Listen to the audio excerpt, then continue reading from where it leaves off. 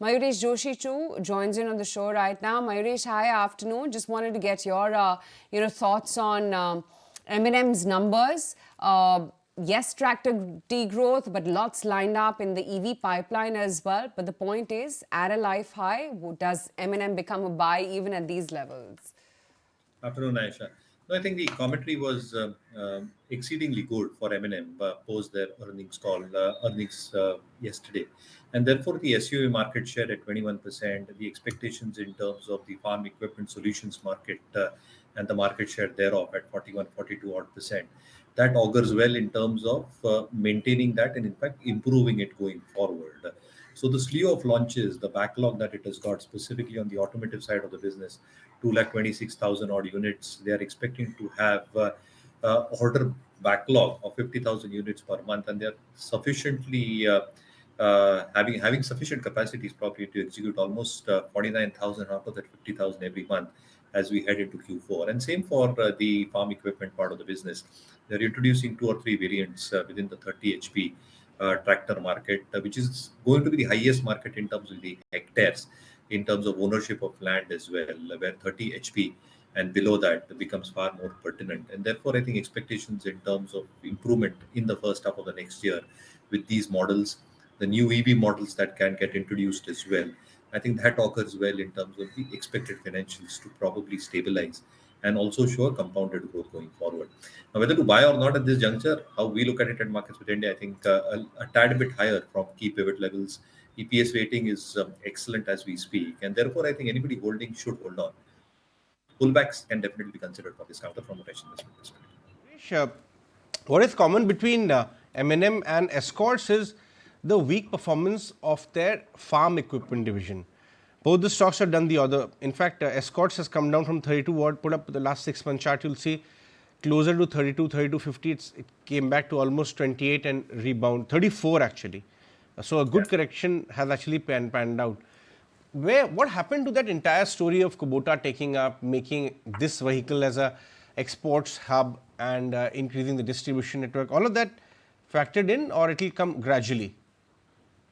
So Ajay, I think it should come gradually. Good afternoon to you as well. Good I think what really happens is the deficient monsoons and the irregular monsoons have created an impact in terms of tractor sales and the farm equipment business for the industry as a whole. So Escorts, you're talking about Swaraj, you're talking about Mahindra and Mahindra, all of them have got impacted. And now two key reasons to watch out for. One, expectation of a normalized monsoon heading into the next few months. And if that probably happens on a low base, the expectation in terms of better numbers coming to in terms of sales volumes and better realizations, that should augur well for the farm equipment business. For Escorts, I think the new variants that Kubota can also introduce, and again, lower than 50 HP, because a large part of the land ownership in India is highly skewed below that 1 hectare, which means that below 50 HP will probably work in terms of tractor and mechanized solutions. And the export market as well. I think those synergies are obviously going to get played out. But I think it is for this primary reason that the stock probably came off. So now, if this plays out to their advantage with good monsoons and all these synergies playing out, I think the farm equipment business for Escorts, the farm equipment business for Mahindra and Mahindra should recover quite smartly in the first half of the next financial year.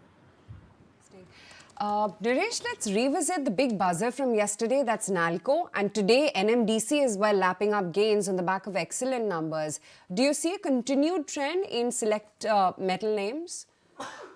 So the trend is positive across the board. The problem is a lot of these names keep going in and out of band. So for example, Nalco was in ban yesterday, derivative ban today, mostly tomorrow it should come out.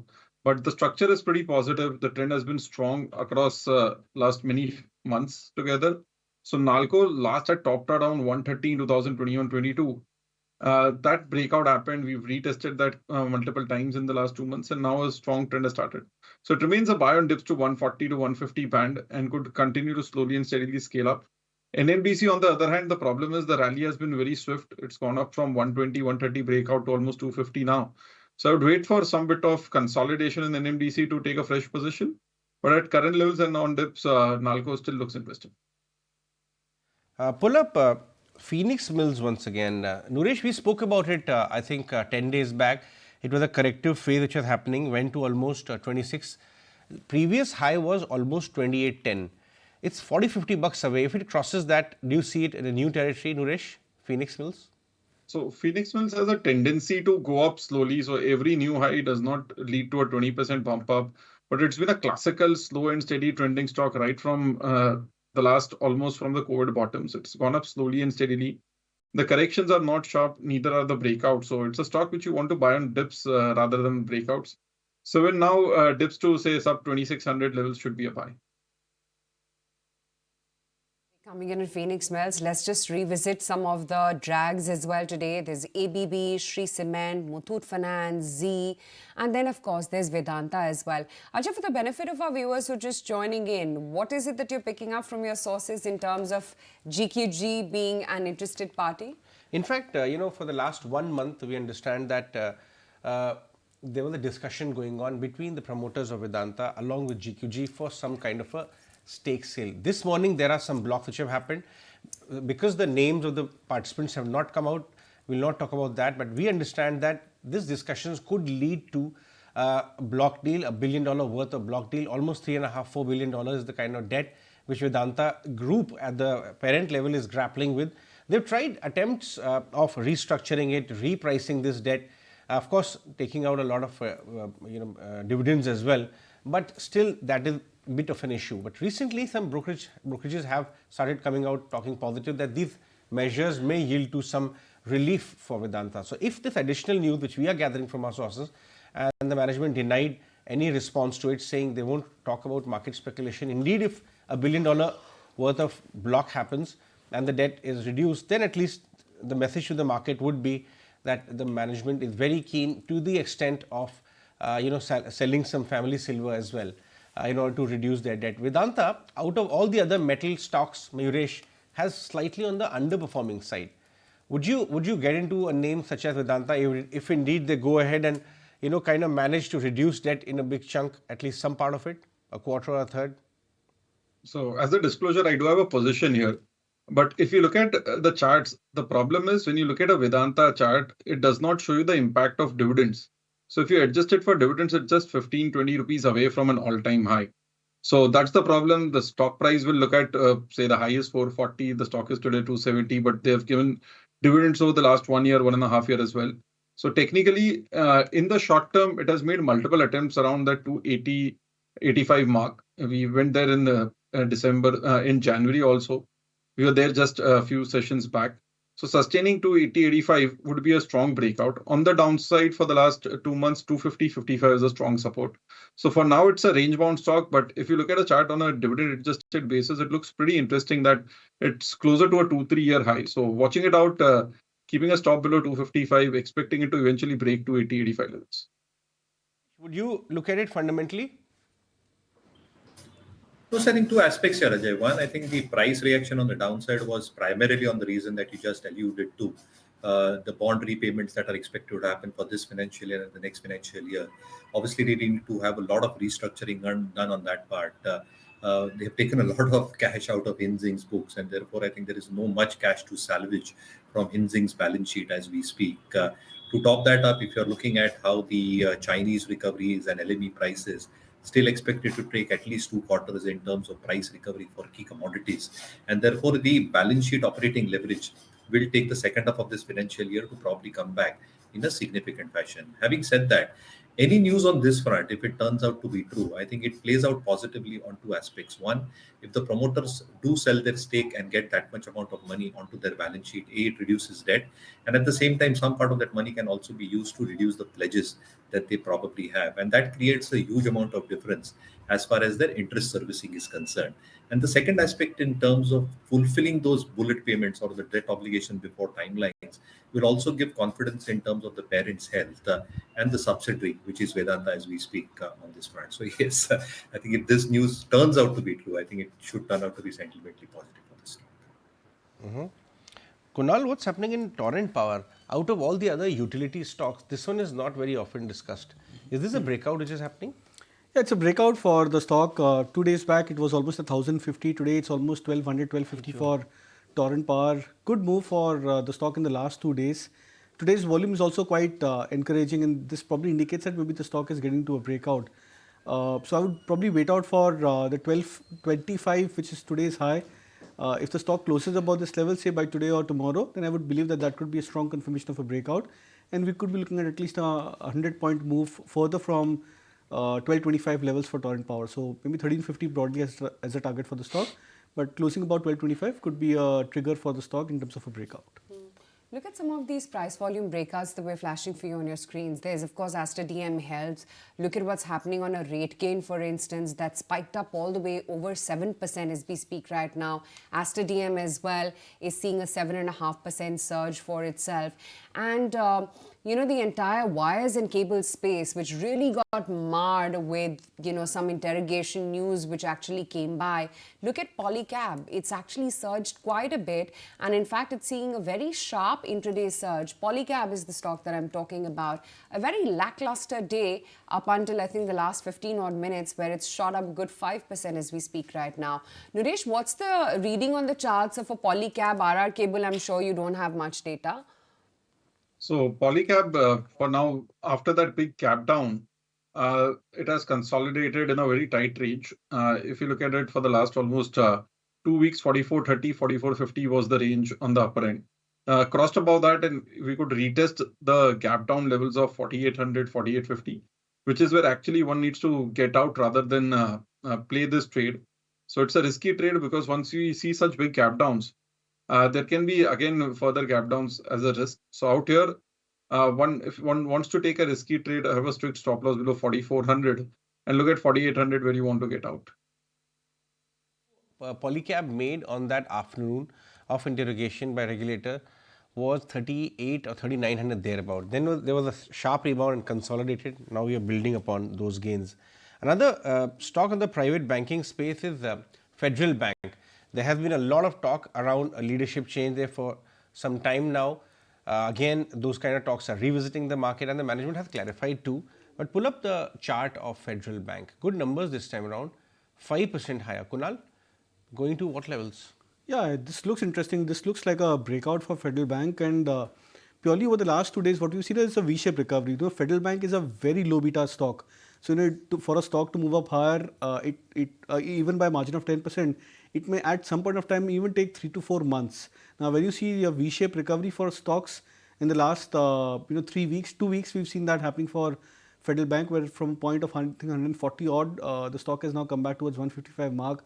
The swing high for the stock is 163, 164.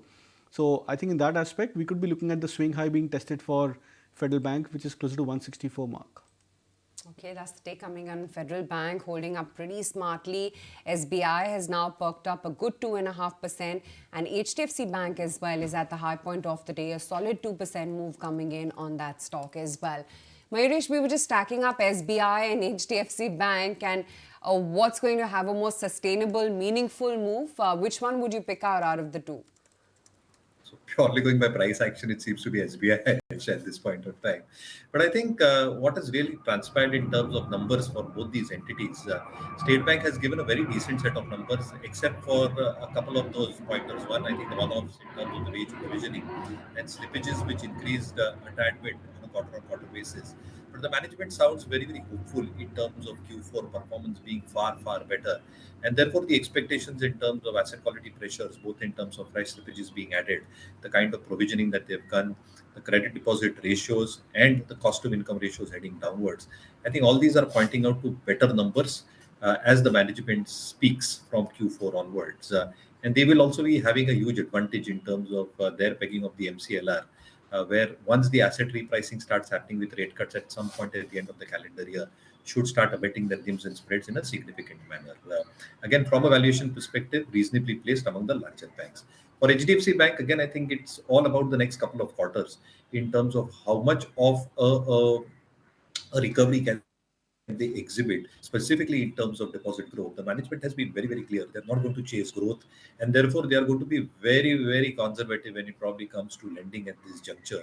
And therefore, there might be a muted set of numbers over the next couple of quarters.